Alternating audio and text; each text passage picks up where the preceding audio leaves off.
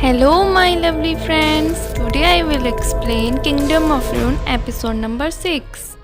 कहानी की शुरुआत में हम देखते हैं कि यामाटो ने स्कैटरिंग ब्लॉसम का यूज़ करके सभी विचेस को मार दिया था और एडोनिस को भी घायल कर दिया था। वो एडोनिस को मारने ही जा रहा था बट तभी डोरोका बोलती है बस बहुत हो गया, और यामाटो अपनी जगह से हिल ही नहीं पाता।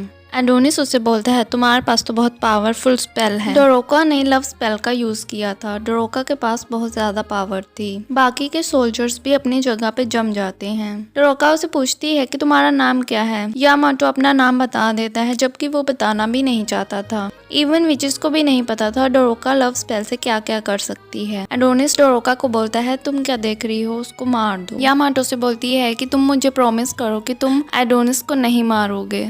एडोनिस बोलता है इन लोगों ने एना को मारा है। एक विच बोलती है क्या तुम्हारा दिमाग खराब हो गया है जो तुम इंसानों को जिंदा जाने दोगी। तभी यामाटो डोरोका को पंचेस मारने लग जाते हैं और बोलते हैं कि इस विच अप्रेंटिस के कारण कितने लोगों का खून बहा है रेडिया एम्पायर में।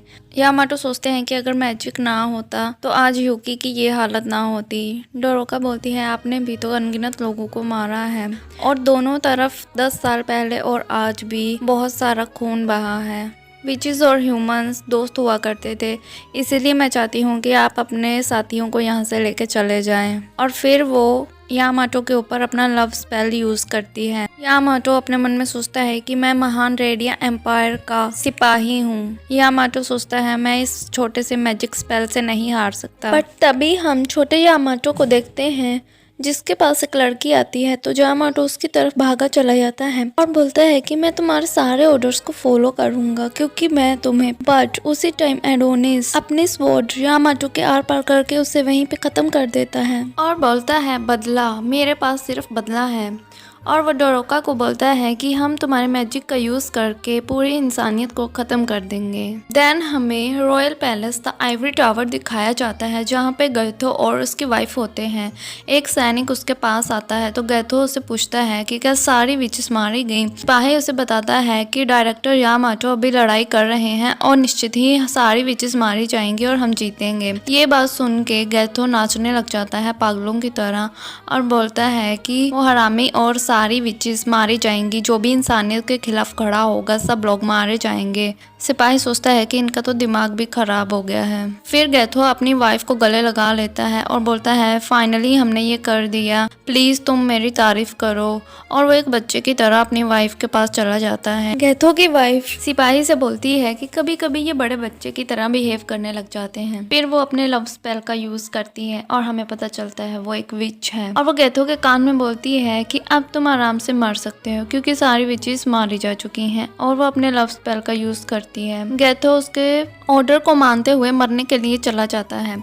वो सिपाही उसे रोकने की कोशिश भी करता है बट गैथो उसे बोलता है कि मुझे रोकने की कोशिश मत करना। और फिर गैथो बोलता है मैंने आज तक जो भी किया है वो मैंने अपनी प्यारी क्वीन को खुश करने के लिए ही किया है। और फिर बोलता है मेरी प्यारी क्वीन, मैं तुम्हें काश और सर्व कर पाता। तो इस पे क्वीन बोलती है जल्दी करो और मर जाओ। गैथो वहां से छलांग लगा देता है और वहां मारा जाता है। वो सिपाही बैकअप बुलाने की कोशिश करता है और बताने की कोशिश करता है कि कैसल में विच है, बट क्वीन उसके ऊपर अपना मैजिक स्पेल कास्ट करती है। और फिर वो सबको बताता है कि हमारे एम्परर स्लिप होके गिर गए थे और मारे गए। देन सीरोस आगे वहां पे आता है और बोलता है कि अब उस पपेट की कोई जरूरत नहीं थी। क्वीन बोलती है कि मेरा मैजिक सिर्फ और सिर्फ आदमियों पे काम करता है, औरतों पे नहीं, इसलिए सारी विचेस को मुझे मारना पड़ा। सीरोस आगे बोलता है कि अब सारी दुनिया आपकी है। क्वीन बोलती है कि मुझे दुनिया नहीं चाहिए और बोलती है कि अब मैं रानी नहीं रही। सीरोस आगे से बोलता है ठीक है मिस डोरोथिया। हम देखते हैं कि वो बिल्कुल डोरोका जैसी है। तभी वो बोलती है कि मैंने हिपोक्रेसी के कॉन्सेप्ट को छोड़ दिया था और अपने क्लैन को भी पूरा तबाह कर दिया सिर्फ उनको वापस लाने के लिए। और हमें वहाँ पे एक एडोनिस जैसा लड़का दिखाया जाता है और वहाँ पे एक क्विल भी होता है। देन हमें मून का सीन दिखाया जाता है जहाँ पे एडोनिस डोरोका को बोलता है कि अपने स्पेल को तोड़ना नहीं। और फिर एडोनिस अपने मैजिक का यूज करके बहुत सारे सैनिकों को मार देता है। डोरोका उसे बोलती है कि तुम रुक जाओ, मैं ये नहीं करना चाहती थी और अगर तुम ना रुके तो मैं तुम्हारे ऊपर अपने मैजिक का इस्तेमाल करूंगी। तभी एडोनिस उसके सामने आ जाता है और बोलता है कि यूज कर लो। और फिर वो डोरोका की कोई बात नहीं सुनता और सबको मारने लग जाता है। डोरोका बोलती है कि मैं ये कभी न खत्म होने वाली लड़ाई देखते हुए थक चुकी हूँ। बट एडोनिस सबको मारने के बाद यामाटो की डेड बॉडी के पास जाता है और उसका चेहरा नोच के निकाल लेता है और उस चेहरे को अपने चेहरे पे लगा के उसकी वॉइस चेंज करके वीडियो कॉल करता है मून से, जो कि हमने पिछले पार्ट में देखा था। बट समैंथा पहचान जाती है कि ये यामाटो नहीं है और इधर हम एडोनिस की इविल स्माइल देखते हैं। ऑफिलिया बोलती है तुम शुरुआत से यही चाहते थे, सिर्फ बदला, और अब तुम यहाँ से उन्हीं के एक सोल्जर के भेष में चले जाओगे।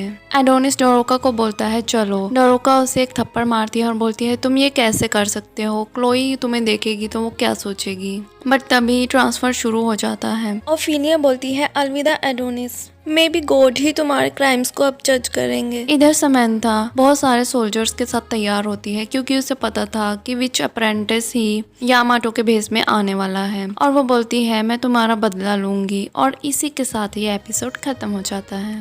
I want nobody but you.